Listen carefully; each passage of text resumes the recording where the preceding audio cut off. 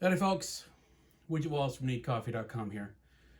Back again on the couch for another Stayhomer review because the car is still in the garage and I'm not going anywhere. So yes, we're here at home. I have seen a film. Normally I would see it on a big screen, but as big as I can manage for the size of my home. And now I'm here to tell you about it from the comfort of said couch. And today we're here to talk about Tenet. Yeah, and that was my dog sighing in the background as usual. That's her job. So, synopsis. So, our hero, only known as the protagonist, which is not incidentally hero protagonist from Snow Crash, passes a test, basically, to ensure that he's up for the job that he's about to get. And the job that he gets is to join a secret organization that is trying to stop the end of the world. As really, in a way, all of them are. But this one is particularly a different sort of end of the world in that the weapon of choice, in a general way of talking about it, for those who are seeking the end of the world, is that they have things that can go backwards in time. And then the best way to let you get your head around this, because I'm sure you've seen it in the trailer, but still for the purposes of this synopsis, you do not so much fire a bullet at something, but catch a bullet with your gun. So the bullet goes in reverse, out of the thing that it has embedded itself into, and into the weapon you unfired it from, or something. So that is what they are using. And so our protagonist has to figure out where the stuff is coming from, who, if anyone is in cahoots in the present with the people who are supposed to be in the future that are trying to end the world in their past, which is our present. And that's pretty much the synopsis. And then stuff flips around. That's pretty much it. So here's the thing. I was gonna wait. I know Chris Nolan watches these, and I just want to apologize. I was gonna wait and wait and see Tenet on the big screen, but I was hearing rumblings of how it was, not the best film. And so my curiosity finally got the better of me, and so I decided to watch it here from the couch. And let's talk about the good things first, shall we? Let's do that. The good news is that it's, from a cast point of view, John David Washington, who perpetually in my head, and I'm sorry, I know he watches these too, I'm sorry, but you're always going to be Denzel's kid to me. Sorry. And that's not a bad thing, because, it's Denzel. So, I'd like to be Denzel's barista. That would be good enough for me, but Denzel's kid? Awesome. So he, it's obvious that he is Denzel's kid in that he's really good. He really is a anchor point for all of the craziness that is happening in this film. And there's quite a bit of that. Also, Robert Pattinson is in it, and he's great. And I know people give him a lot of grief because, for the most part, he's been doing smaller films. And so, unless you've been paying attention, he's still that guy from Twilight for you. And I assure you, he's not. He's quite good in this, actually. Kenneth Branagh is playing the heavy in this, and is actually really effective. I was afraid, I'll be honest, I was afraid that we might see something from the John Malkovich school of acting accents. I was also afraid that, I still haven't seen it, but I'm still so terrified of his Hercule Poirot that I was afraid. I admit it. But I was pleasantly surprised. He was a very capable heavy. And Elizabeth Debicki's in it as well. She's given a little bit to do, but she's lovely regardless. And we're glad to see that she gets work because she's great, and she needs to be in more stuff anyway. So yeah, good cast. And there's a bunch of, people who show up, of course. Michael Caine, even if you hadn't seen him in the trailer, I'm pretty sure he's in the trailer. It's a Christopher Nolan film. There's going to be Michael Caine. It's just one of those things. So you have people like that who are going to show up and do their part, and they're great. So cast-wise, yes. Plot-wise, action-wise, also yes. With some reservations, which we'll get to in a second. It is... The best way to think about it is...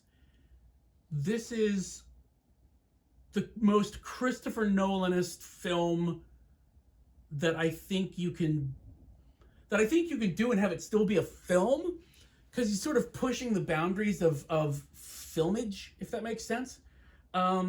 If from a standpoint of the concept, if Inception for you was like,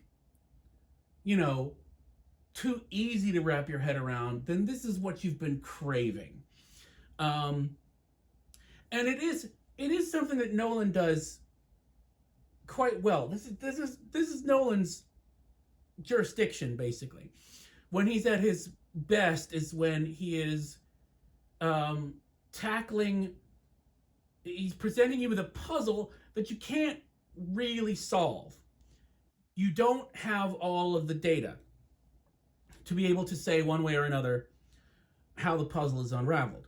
And this goes all the way back to Memento and, Inception. Those are two where, you can debate till the cows come home, and the cows, when they did come home, would go, So but you don't feel robbed, Like if you've got a mystery and the only reason you don't figure out who did it is because there was, a bit of information that was withheld from you on purpose by the artist, creator, writer, whatever.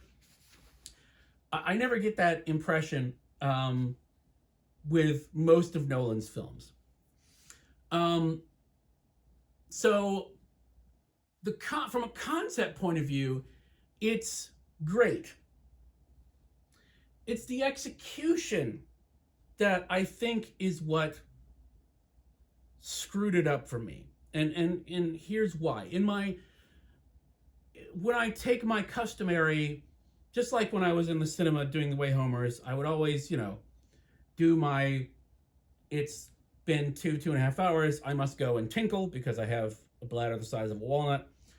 But while I was doing so this time, I took a moment to Google something to make sure I hadn't lost my mind, or at least that I was not, more deaf than I already knew that I was. Spent 3 years in a rock and roll band. It's bad for your hearing, let me tell you.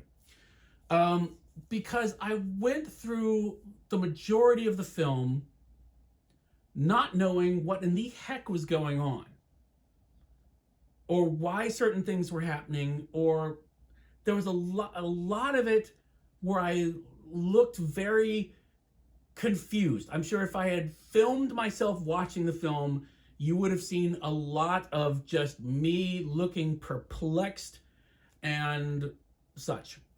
And I think part of the problem with that, and I don't mind being perplexed, and I don't mind being challenged, and I don't even mind necessarily not being certain of what's going on, especially if I think that the person who is making the film knows, and enough of it will be revealed to me in time.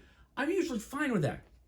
The problem is, and what I Googled was, what the heck was wrong with the sound in this film? Because I've never cranked up my sound stuff here as loud as I had it to watch Tenet, just to struggle to try to hear the majority of the dialogue. And when the majority of the dialogue is trying to put across the weird, wacky concepts that the film is built around, and then you're not sure if you're hearing everything, and you can't hear everything, then what I did anyway, and your mileage may vary, is I spent the majority of the film thinking that maybe I didn't understand what was going on because I couldn't hear what the heck was going on. And so it was very frustrating. And I find this really weird and ironic coming from Christopher Nolan. Again, Chris, I know you watch these, and I'm sorry, but I think it's weird that he was very not happy about the fact that this was going to get streamed, and I get that because Christopher Nolan is to IMAX what like Martin Scorsese is to 3D. Because if Martin Scorsese came out tomorrow and said he was going to do a 3D movie, I would buy my tickets now. Because I don't know if you got to see Hugo in the cinema in 3D, but it was created by somebody who built the film from the ground up to be a 3D movie. It wasn't one of these, well, we're going to do it in post because we want to sell some more tickets in China type of thing. It was a full-on 3D movie. It was the best looking 3D movie, in decades. But just like that, Nolan is the guy who loves IMAX and wants to use that aspect ratio and all of that screen space. I mean, this is the guy who, I don't know if you saw the behind the scenes stuff on Dark Knight, but the IMAX cameras, and I don't know how much lighter they've gotten, but then they were so heavy, they were trying to, carry it on a rig with a cameraman carrying it, and it broke off the rig and just fell onto the roof of the building they were filming on. They show the footage in the Blu-ray. It's fantastic. So I get it. It was a film that was designed to be seen, at least for the first time, on the big, big screen. And so he wants to preserve the cinematic experience. And I get that.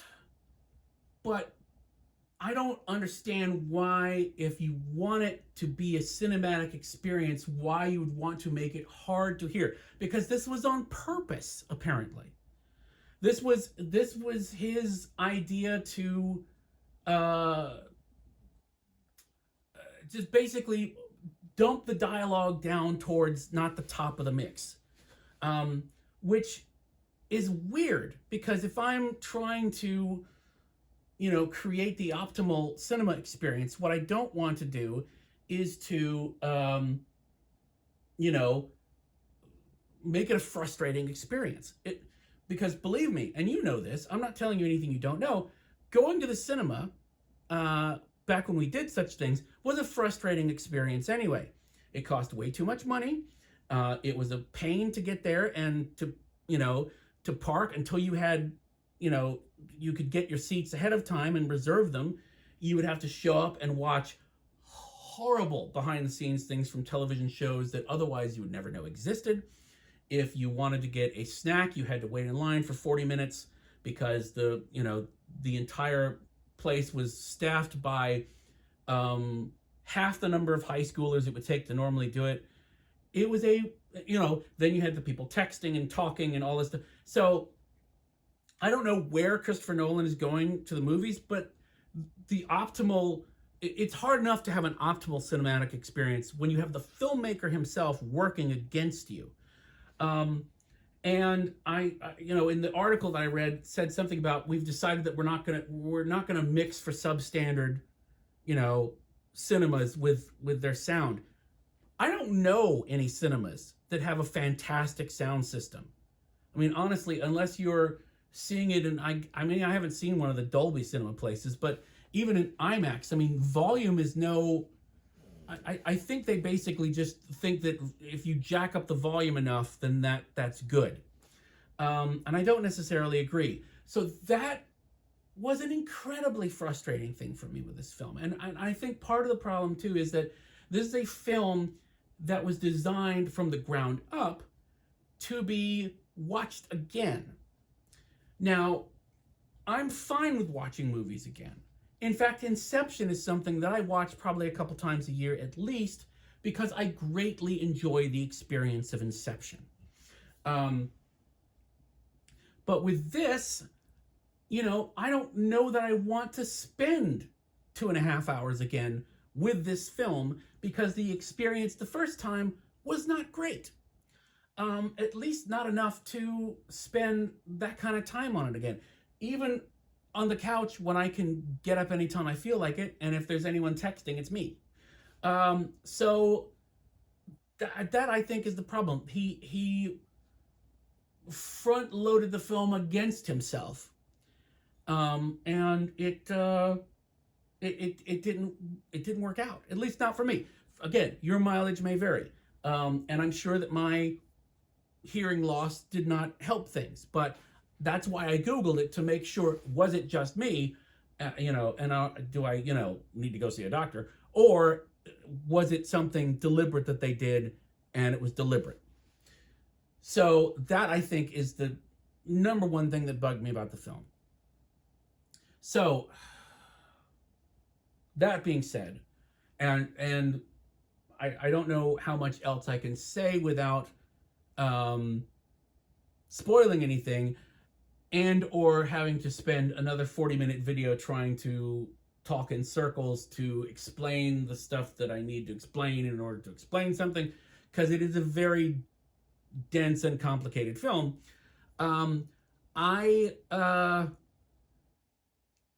Cup-wise, I would honestly, because the experience of watching it, and I think this would have been the same experience in an IMAX theater, to be honest, is 2.5.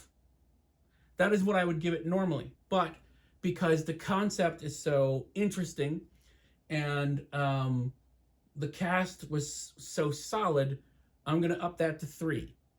But that's all I can give it. And I think if